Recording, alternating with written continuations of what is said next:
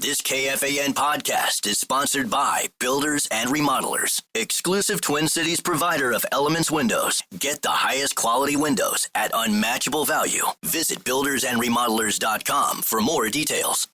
You don't need to be ripped. You just need the right shirt. Epic Fits gives you a clean, confident silhouette, snug on the arms, soft on the skin, generous where it counts. And with deals like $15 per tee, they won't break the bank. Visit epicfits.com today. Epic Fits. T-shirts that get it. Celebrate the return of football with the Minnesota Vikings at training camp. The fun kicks off Saturday, July 26th for Back Together Saturday. Get tickets today at vikings.com/camp.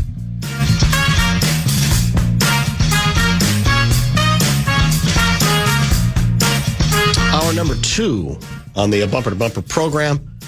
Tomorrow is Coom Dog Day, is that correct? 4:45. Ron Coomer makes his triumphant return to Minnesota. Royce had a nice column on him I saw this morning. So that'll set the table nicely for our always fun conversations over the years with Coom Dog, a former Bumper to Bumper regular. He's living the dream, man. Then the Cubs are back in first place. They're having a tremendous season. And I know he always likes getting back here as well, married to a Minnesotan. So Coom Dog tomorrow to discuss his Cub Club, Twins, who knows what else on tomorrow's broadcast. Another term that I came upon today that I think literally I'd never heard of. It's called spot fixing. And the prediction is that it is coming for American sports. Where are we, America? And that it already may be here. Guardians have a pitcher named Luis Ortiz. Oh, yeah. He spikes a slider in the dirt to begin the third inning of his most recent start. Given the fact that Ortiz has been pretty much wild all season, he's thrown upwards of 1,500 pitches, and basically 500 of them have been balls out of the strike zone. You'd say, well, he's wild. But because now every major sport is literally in bed with the gambling industry, the alarm bells went off. And in this case, according to a Wall Street Journal version of events, a betting integrity firm had identified unusual wagering activity on that specific pitch. Think about it. On that pitch being a ball. That's the absurd place we are in gambling. A pitch that Ortiz had just hurled so wildly that it couldn't have been hit with a tree branch. According to these reporters, not the first time the alarm bells have gone off. First pitch by Ortiz of the second inning of a game 12 days earlier. A number of what's described as strange bets came in on that pitch. Yep. Pitch in question that time was also a slider that bounced before reaching the catcher. So I think some of you know that Major League Baseball put the 26-year-old right-hander on non-disciplinary paid leave while they investigate the matter. But the details here are what interest me. And obviously, if Ortiz is found to have been involved with betting on his own performance, good chance he would be banned from the sport for life. But then, of course, still make the Hall of Fame, like Pete Rose is supposed to. Posthumously. I digress. That's true. So this is all a part of what's described as spot fixing. Because we think of betting in terms of historically over the decades, going all the way back to the 50s in college basketball in New York, I think maybe even in the 40s, where you're fixing the outcome of a game. The outcome of a game. But now what's tricky and particularly pernicious is this spot fixing, which is described as the practice of manipulating small, discrete events that generally have little to no bearing on the outcome of a game. The timing of a yellow card in soccer, a wide ball in cricket, a single double fault in tennis. Or in Ortiz's case, the result of one of the roughly 300 pitches thrown in the average baseball game. So in real time, these sorts of acts seem inconsequential, right? They do. Because you're not necessarily throwing a game, which is what we tend to think of. All spot fixing needs, they write, is a lone bad actor intentionally committing a small common mistake, making the offense easy to commit and perilously difficult to stop. Apparently, this has been an issue around the world, spot fixing, for decades. And now Major League Baseball is trying to figure out whether it has come to their favorite game. Spot fixing is the easiest form of corruption ever invented, said an expert on match fixing at the University of New Haven. One desperate athlete can pull it off, and they frequently do.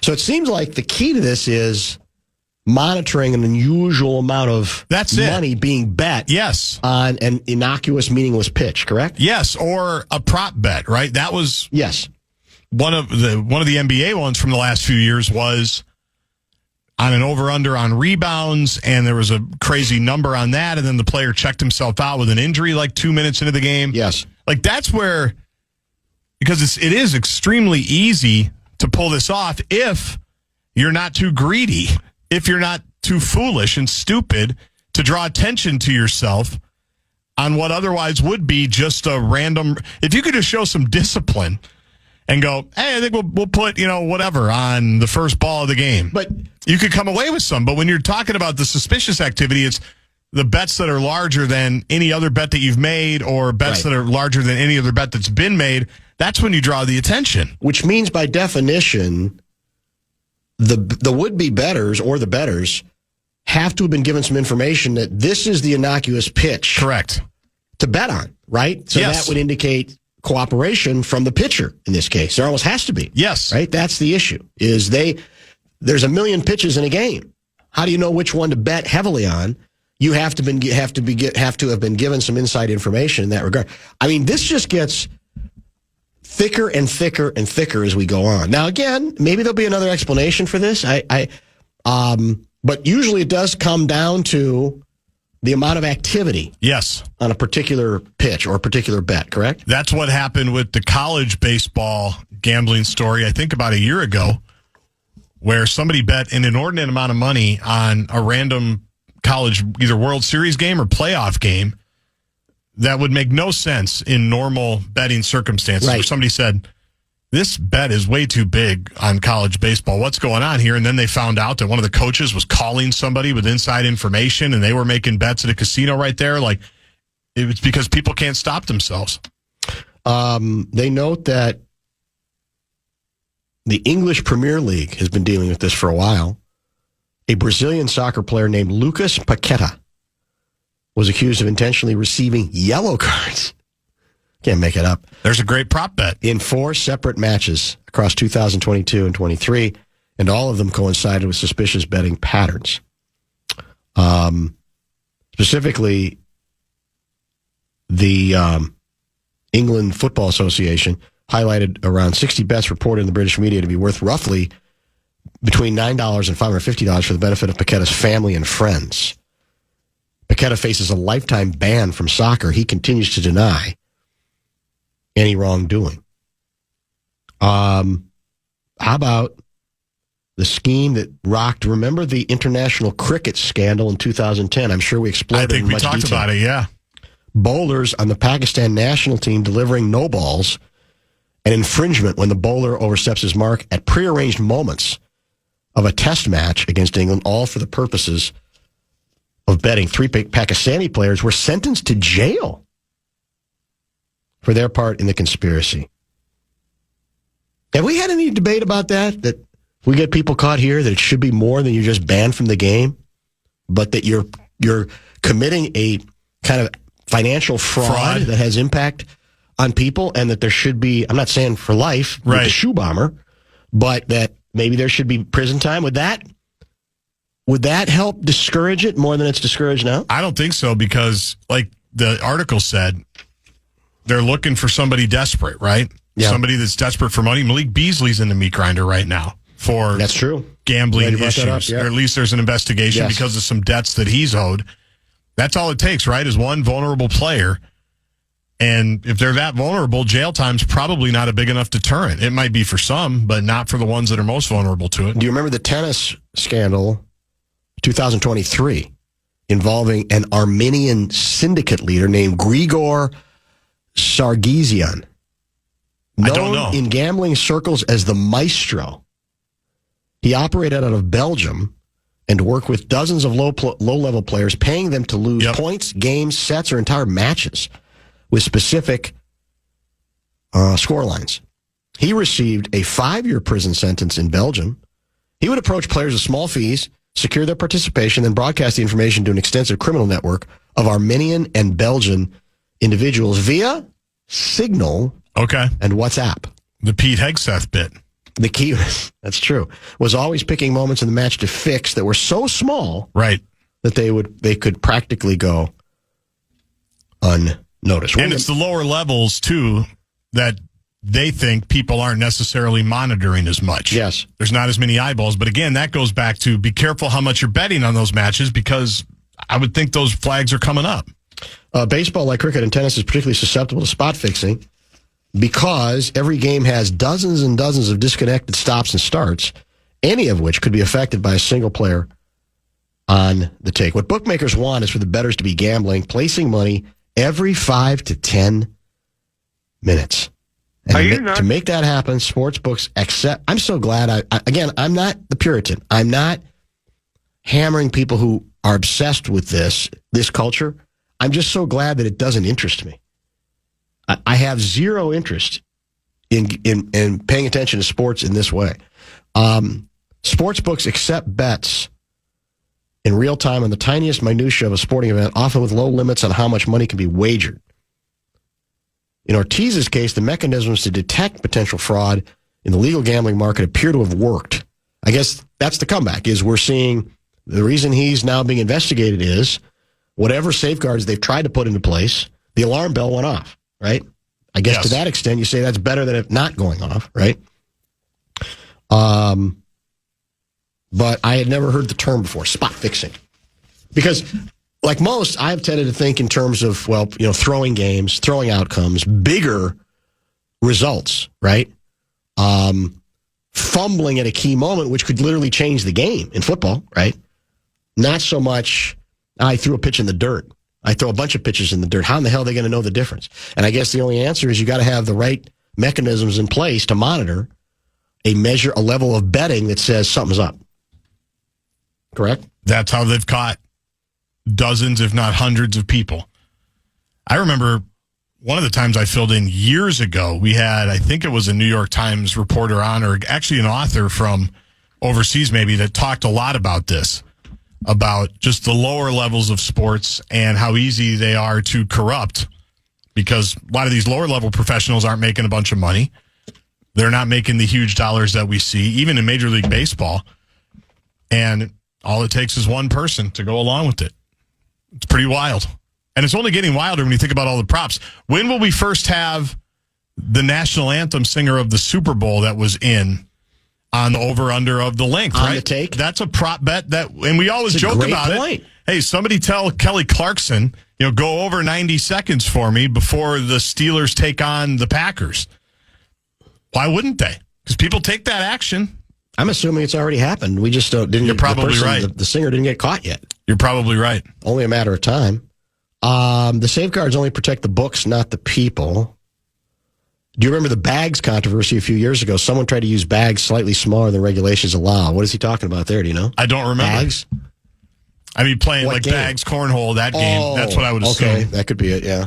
Yeah, but I don't remember that one. Only way to solve this issue is to cap in-game prop bets at $50. Right.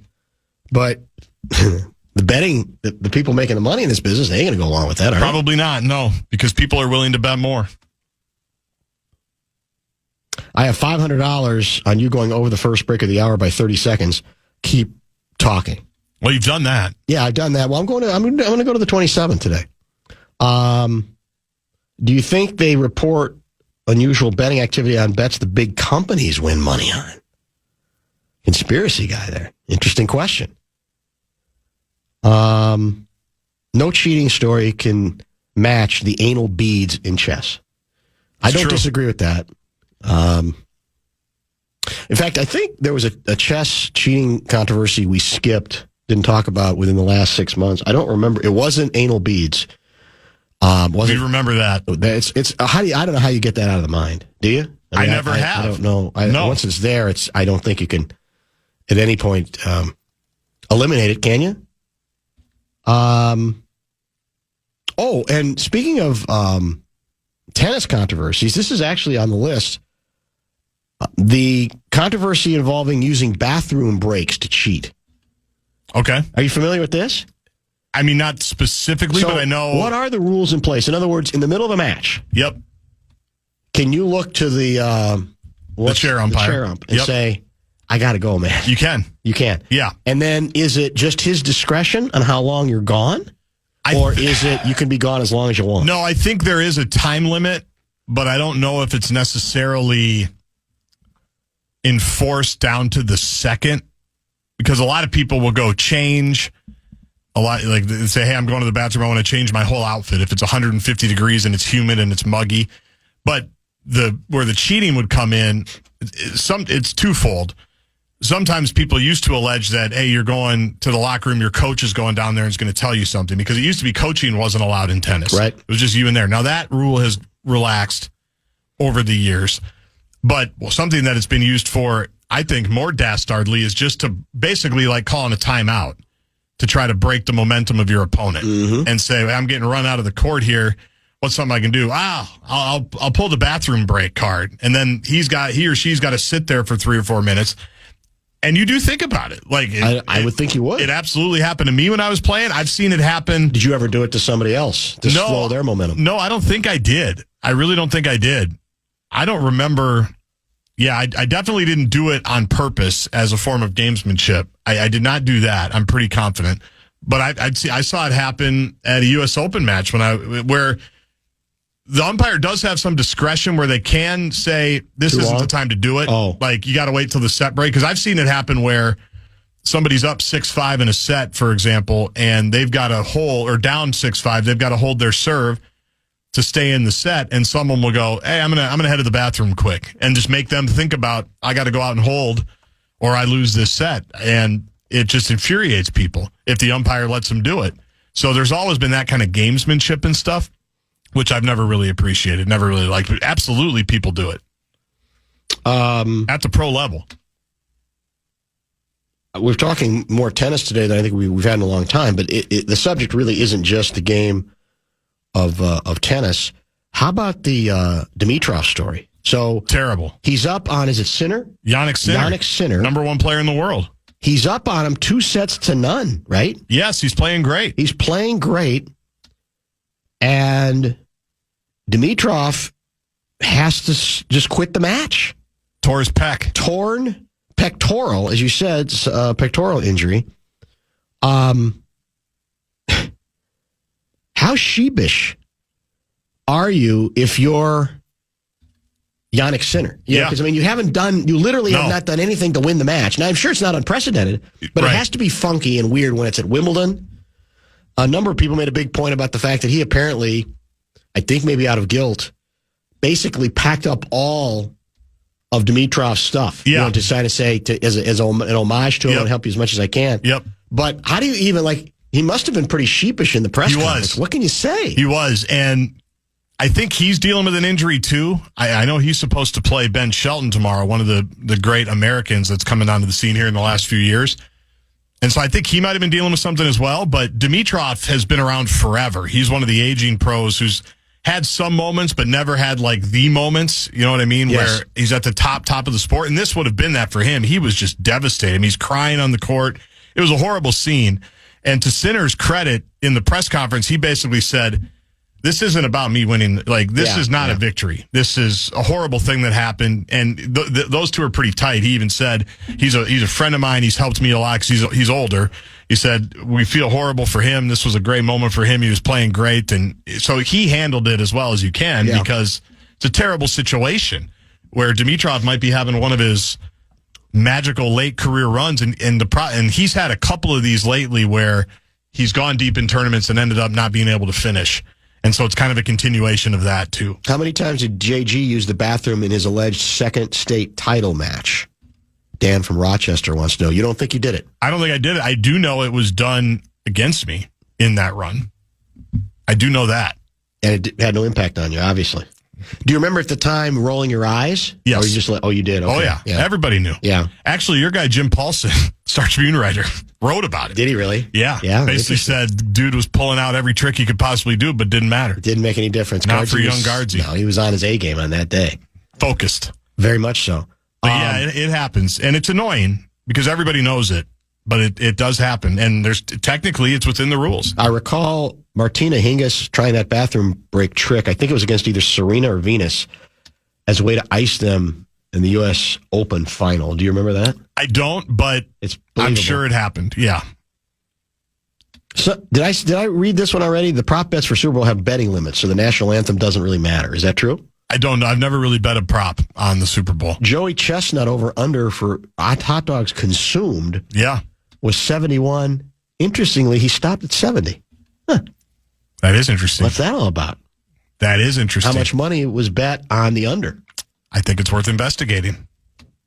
I mean, is it possible we could actually have a hot dog investigation? It's possible. Every event needs its integrity, or else it does. It's a farce, correct? Including July 4, eating hot dogs, Coney Island. Well, haven't we talked about it? Somebody took credit for somebody's dogs one of the years. There has been a 4th of July I think you're right. eating competition deal. I don't think it was involving Chestnut, but there has been controversy in that over the years in terms of the counting of the dogs. Kyle from Isanti, perhaps just joining.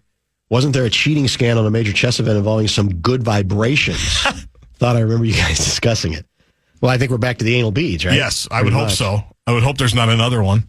Over-under on anal beads mentions is at 5. I think we're still at the under. We're under, but... Barely. That text might have put us over. It's getting pretty close. You're 100% right. Keep the text coming. A lot of good ones today on a number of subjects we have explored via the Bradshaw and Bryant KFAN text line. The plan is for Luigi to join us in studio. So he'll be, I think, if he's on time, part of the Top 5 at 5. He's probably here somewhere. Yeah, he probably is just loitering. A couple of weeks ago, he hung out. I put him in the engineering room so he could sit on the couch and watch TV. He was here so early. Is that right? It was great, yeah. Then he just wandered in at 5. Yeah, it's funny how he's back when it's 85, isn't it? Mm-hmm. It's remarkable. He's in the vicinity. How long is he going to be here, do we know? Probably until the 6-month mark. Till it turns. There's no question about that. So if you have a question... Now, by the way, what's the date today? July 8th. July 8th. Have I missed it?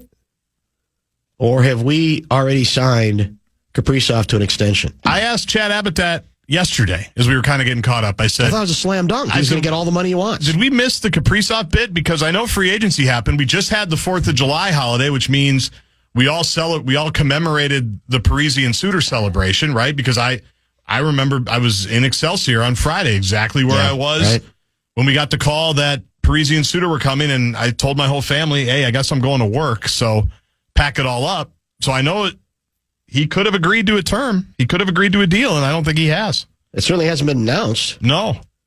What's up with that? There's not any trouble, is there? I don't know. What are we waiting for? Exactly. Get it done. It's July 8th. He's like the one guy we can sign. The most money he could possibly get. Well, so what is there to negotiate over? I don't think there's a limit either. No. I mean, besides our own salary cap. So I don't know exactly what's going on. We'll see if Louis usually has inside information, so we'll see if he's got anything. What do you got? The Fan and BigDeck.com want to give you a shot to win bonus bucks with our national cash contest. The keyword for the 4 o'clock hour is bonus. Go to KFAN.com and enter the keyword. You don't need to be ripped. You just need the right shirt. Epic Fits gives you a clean, confident silhouette, snug on the arms, soft on the skin, generous where it counts. And with deals like $15 per tee, they won't break the bank. Visit epicfits.com today. Epic Fits. T-shirts that get it. Bonus.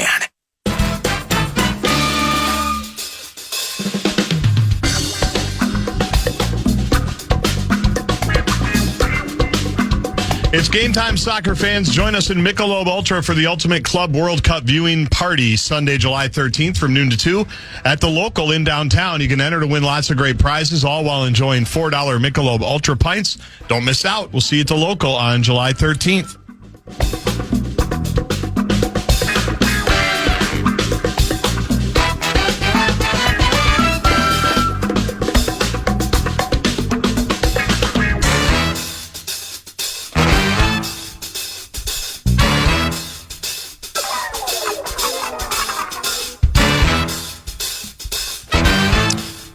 What were the odds, speaking of bets, that we might have spent some time on Kirk Cousins today? Oh, yeah.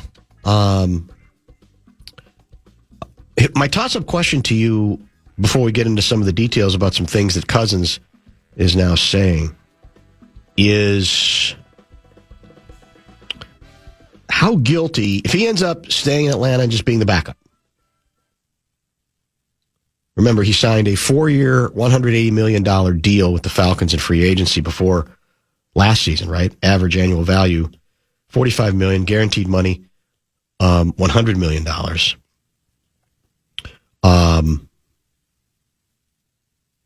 Base salary, $110 million, signing bonus, $50, roster bonus is $20. He obviously received his $50 million signing bonus up front. So he's already been paid that money. Most of the rest of it owed to him will come from his salary, which is steadily increasing over the first 3 years of his contract. It goes like this, salary breakdown. In 2024, the Falcons owed Cousins $12.5 million. 2025, $27.5 million. 2026, $35 million. I think they can get out of it after 26. Sounds right. And then 2027, also $35 million bucks. If you're Kirk Cousins, before we get to some of his comments, should you feel guilty about having, in the history of this league, has there ever quite been a contract doled out, paid out at this level, at this obscene level, for this long, for a quarterback who is destined, at least it appears right now, to not start?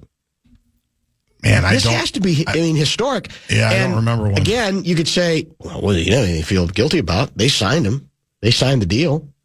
He's a better businessman than he is a quarterback. That's true. But I'm wondering if there's ever just day to day, you go, oh God, this is a funky feeling. I keep going to the mailbox every 2 weeks. It's crazy how much money I have. It's crazy how much money I not only already have, but I'm going to continue to get. It keeps coming. It's astonishing, is it not? He's already a part of the new quarterback series, correct? Yes. He joined that again. Our guy is not. No JJ. I wonder if we were asked and we just said we don't need the circus. We just want him to concentrate on winning. I'm not sure. Probably. But he apparently is already. So is the first episode already out, or is this just a story that leaked? Yeah, I think it is. I haven't watched it yet. I know if it's not out now, it's out soon. But I know people have been writing about it a little bit. 2024, he's talking about Vikings. We wanted to be in Minnesota, but it became clear that we were going to be there year to year. And that's what we didn't want. At that point, we said, all right, we need to look elsewhere. If that's our only option, then we will be back. So the Falcons say, we'll take you. The rest is history. He's already a backup to Michael Penix, as most of you know. He suffered the torn Achilles, the whole bit. So let me find I'm trying to find the quote from Cousins, because he's now acknowledging, well, I can't find it in this particular story, but he did say, did he not, that he felt misled by the Michael Penix pick. Now, I think everybody assumed that was the case, but I think this is the first time he's been as direct. I wasn't expecting us to take a quarterback. At the time, it felt like I'd been a little bit misled, or certainly if I had the information around free agency, it certainly would have affected my decision. I had no reason to leave Minnesota with how much we loved it there if both teams are going to be drafting a quarterback high. But I've also learned in 12 years that in this league, you're not entitled to anything. It's all about being able to earn your spot and to prove yourself. So I think we all kind of assumed that he had to feel a little bit jarred. How could he not? But I think this is the first time he has said it as directly as he did in this series. Who are the other quarterbacks? I think Goff is. Yeah. It's Goff, Cousins. I can't remember the other two. I think there's 4. But I do remember Goff. I think Burrow's one of them. because Burrow was one of... Oh, that's right. You're right. Burrow is. One of the things that's come out with Burrow the last couple of days is he was one of the houses, like Mike Conley, that was broken into by that high-profile, high-technology, target wealthy athletes sting, remember? Yes, remember it well. Burrow was in one of those, and he was talking about it on the practice field and basically looked at someone after and said, I guess this just isn't going to be our year, right? If my house is getting broken into, we're not winning any games, I guess this just isn't our year. So I know Burrow's one of them as well, which I think Burrow's an interesting guy. I'm actually kind of interested to see his parts of it. Me too. He is. So I thought I saw a headline indicating that maybe this is one of those stories just to get attention about a potential three-way team deal involving Cousins ending up with the 49ers. Have you read anything about that? I had not seen that, no. I don't know. I tend to think it's a little overdrawn, overcooked, and likely made up for clicks, which is not unprecedented, right? We've seen that happen before. Deshaun Watson contract is much worse than Cousins. Yes, that's a good one. That's true. Yeah. I guess that's true. That's one. It's a completely different circumstance. Can't feel guilty when compared to some NBA guys. Example, Lonzo Ball and Simmons. Well, I mean, you can play that game, I think, with a number of players in every sport. But when you factor in how much... By the way, is Cousins supposed to be healthy enough to compete if he had a chance to compete at the start of the season? I think so. I thought he is, right? Yeah, I thought so. I don't think health was his problem. Coming off of his injury, right. I think, was the problem. But you would think he's going to be healthier. Yeah. Just like Rodgers was a year ago, off of his Achilles coming back. I hadn't heard that was going to be any sort of impediment. Yeah. I don't see the... But he's not competing for it. I mean, it's over. No, it certainly appears to be over unless something very strange happens, yes, right? That would be a weird Sirwanga by the Falcons. But there's a number of contracts that I think among quarterbacks, you're right, Watson is one worthy of consideration, but there ain't many. When you factor in, let's remember again how rich this contract was that he took to leave here. Is he saying that he wouldn't have left here? Because the Vikings also were they were not going to give him long term. No, it was the 4 years that I think everybody understood. Yeah. I think most people would have been okay if it was like a 2-year deal. Right. I understand why Cousins wouldn't have wanted just a 1-year contract. I understand that. But when I think most of us were thinking maybe get him for 2 or 3 and see what happens. But I'm trying to remember what we talked about at the time. But I remember when Sauce and Nordo were on the show filling in for Common when it broke. And I think Alec Lewis was on with them and read the tweet from his agent, Mike McCarthy, right there. And everybody said, 4 years? Well, yeah, you had to go to Atlanta. The Vikings were never going to be in that mix. 3 years, maybe. Yes. 2 years, yeah, you probably have that conversation. But 4 years is absurd. Well, the Vikings are not yet vindicated on JJ, but they or J Mac, as we like to call him. But the process, we understand it. They're vindicated on Cousins already. There's no question about that part of it. Keep the text coming. Don't forget, Top 5 at 5. At the top of the hour, Louie is scheduled to join us in studio, as well as the Tuesday edition of the Bumper to Bumper program. You don't need to be ripped. You just need the right shirt. Epic Fits gives you a clean, confident silhouette, snug on the arms, soft on the skin, generous where it counts. And with deals like $15 per tee, they won't break the bank. Visit epicfits.com today.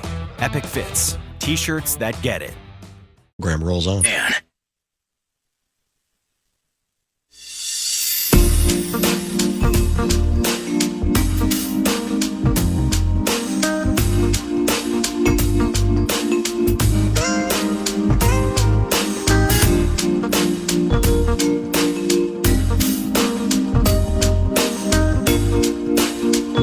Today is release day. The new Christine Brennan book, On Her Game, Caitlin Clark and the Revolution in Women's Sports, officially released today. There have been excerpts in a number of places. I'm looking at one via CNN.com. We are efforting. We hope at some point to get her on this program. I heard her on with Frank and Scal. Oh, yeah. This morning. And the excerpt that I seen, either read yesterday or the day before, goes all the way back to, do you remember this was shortly after the Fever season ended. So this is Friday, September 27. And the WNBA Players Association released a statement via social media headlined, "A message on behalf of the 144. This particular excerpt from Brennan lays out what took place on that occasion. That release excoriated Brennan for some questions that she had asked. That had to do with the poking in the eye controversy, correct? Right. Carrington, I think, was the player. Yes. And I'm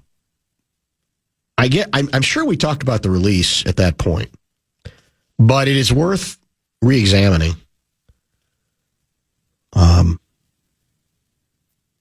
Credentials mean that you can ask anything, but they also mean that you know the difference between what you should and should not ask.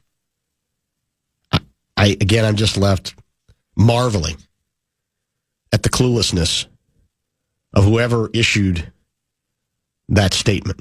Again, if you live in the world of wanting to be a niche sport, a charity, as what was laid out by a sports writer at the Chicago Sun-Times, we quoted from that yesterday, then you're fine losing your mind about the questions.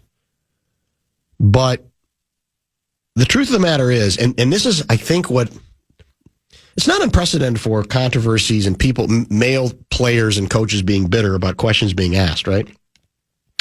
But in this case, the questions she asked are questions. If you ask a question like, well, did you intentionally or not poke her in the eye? That doesn't necessarily mean you believe that's what she did, but you are also, and this was the only person, Brennan was the only person to give her the opportunity to deny it in a pretty effective quote.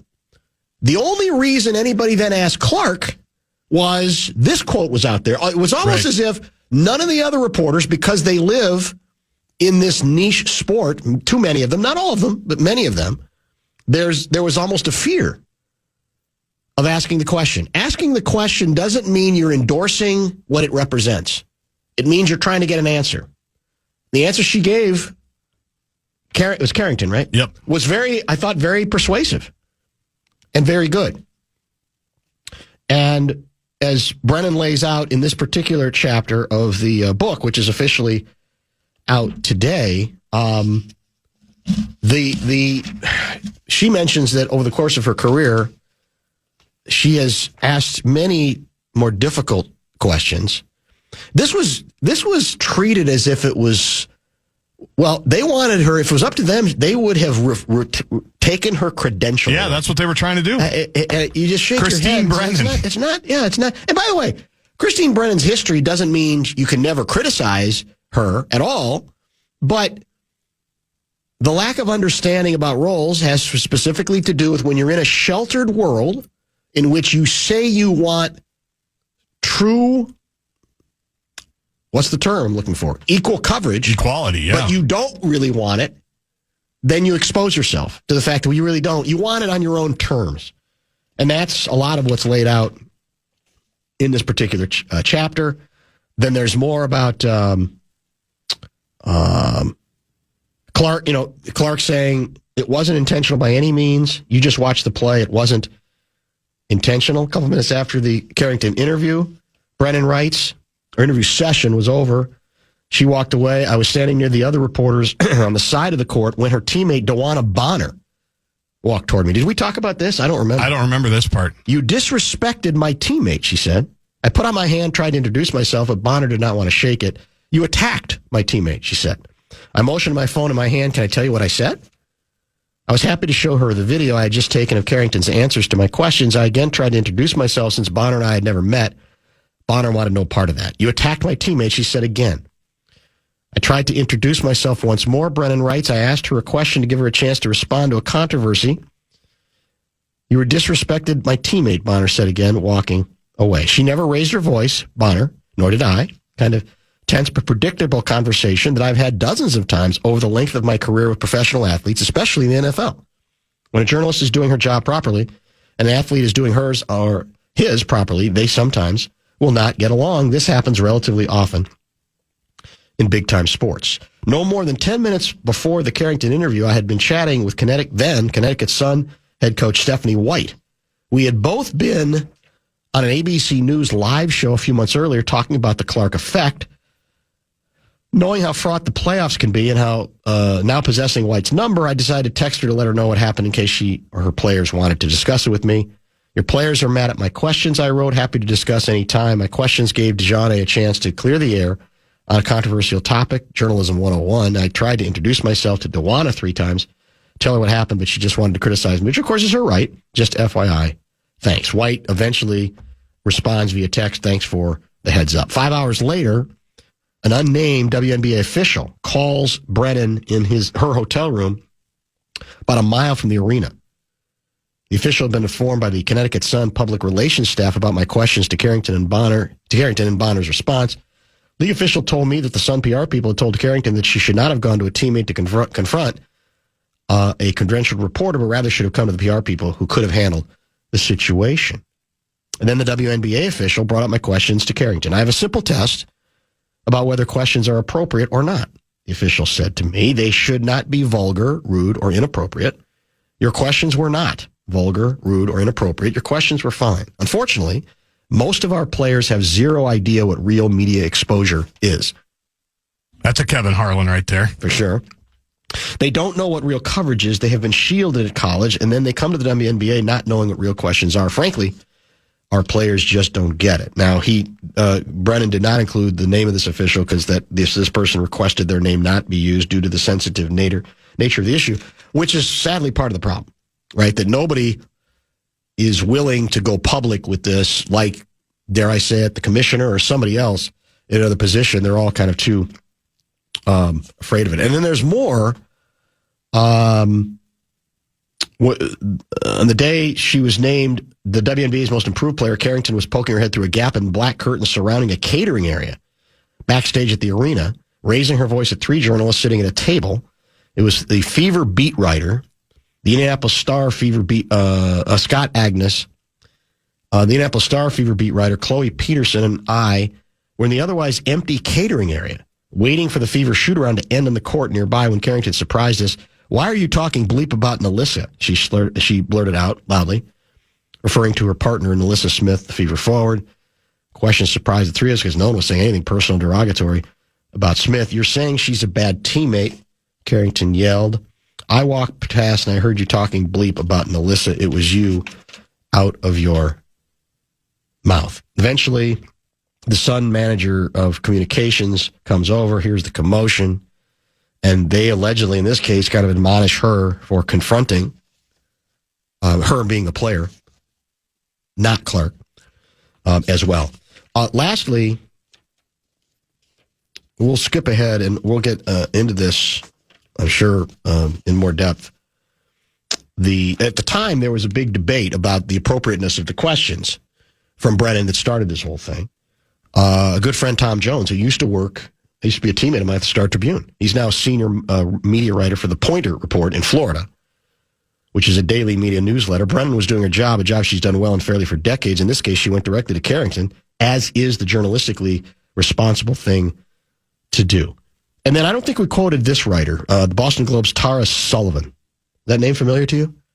Absurd on its face and laughably uninformed and hypocritical in each of its 5 pages posted to social media last Friday, the WNBA statement indicted the WNBPA far more than it could have ever hurt Brennan, a trailblazing journalist who's been on the ground covering women's sports for more than 4 decades. The WNBA and its players keep fumbling their golden opportunity with a string of ill-advised decisions and PR gaffes, exposing them as not being ready for prime time. And then I read yesterday the comments from the Sun-Times WNBA reporter about the mark of true equality, which means tough questions. And by the way, you don't have to answer them. No one can force someone to answer them, and a lot of times male athletes don't either. And they may not even like the question. And there might even be some give and take in that regard. But I think she's nailed this with the Are we treating this as a sport or as a charity? Early on covering the beat, I experienced a sense of being protective of the players because I saw firsthand how disrespected the sport was collectively. But I thought respecting the sport and the players meant being protective over being fair. I was wrong. Interesting admission on her part. Respecting women's sports doesn't mean we should cover the league in a soft manner. These women are athletes, the ultimate competitors. And what have I said over the years? It's the most sexist and patronizing thing to do. Like, are they going to cry? Like they can't handle it. That's the part I've never quite understood. And that's what WNBA players and the union is encouraging, is the notion that they're breakable. They can't handle this stuff, which is, again, why. I mean, it'll be interesting to see once this book is out and people have been able to examine more aspects of it, because it's bringing it all back in a way that I'm sure is annoying to people who are tired, who think the whole, we're past it, and why does Brennan have to do it? Well, it's because the book's released. And so far, when I give her credit on it, she's not messing around. I think she's been pretty unsparing about, I'm going to lay it out exactly the way it was, what I dealt with, and I'm not going to paper over it for the sake of, well, it was last year and everybody's trying to move on. You know what I'm saying? I do. I can't wait to read it. I've read some of the excerpts and we obviously followed it, and we're going to try to have her on the show. We've had her on the show a million times over the years. But it does go back to the central theme. I think what her book outlines and amplifies more than ever is they were not ready for what Clark represented. And you know what? I've heard this from Brennan today, and it's something, once we get her on, we're going to talk about. Where I think Brennan is misunderstood. Brennan doesn't think Caitlin Clark's the best player in basketball. WNBA. She does not. What she is saying is that's irrelevant to what she has represented. What's happened. And what has happened. Yes. It isn't even a matter of taking a position on it. She crossed this sport over. And so then at that point, you have to decide how much resistance you're going to go with on the basis of, look at all the pioneers who came before her. She doesn't think that she said, I'm not even sure she's ever going to be the best player in the WNBA. But she does represent a crossing over that has never happened in the league before. And we can argue or talk about the reasons where race fits in and other aspects of it. But that's the part of this that they weren't ready. The WNBA absolutely 100% was not ready for at all. And I'm still not sure they are, because they're going to get defensive as this book gets examined more closely. Debates break out on it again. I think you're going to end up having another whole, it's almost going to be reintroduced. It has been. To the basketball culture. We're running a little bit late. Top 5 at 5 will include Twins and which Viking allegedly lost hundreds of thousands of dollars in a fraud scheme.